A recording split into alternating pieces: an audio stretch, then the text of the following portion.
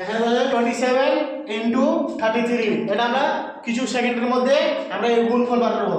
তার জন্য আমাদের কি নিতে হবে, এই যে এ হচ্ছে 30 থেকে 3 কম, আর এই হচ্ছে 30 থেকে 3 বেশি, 30 3 বেশি। এটা হচ্ছে 30, 30 এর স্কয়ার করলাম, 30 এর স্কয়ার হচ্ছে তোমার 900। কত?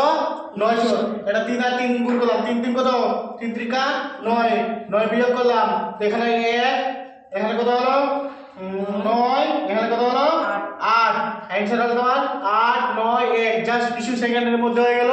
আর দেখো এটা আমি মিলাচ্ছি 27 and 33, 3 3 7 21, 7 2, 3 2 6, 6 2 8 গুণ 3 7 21, 7 2, 3 2 6, 6 2 8।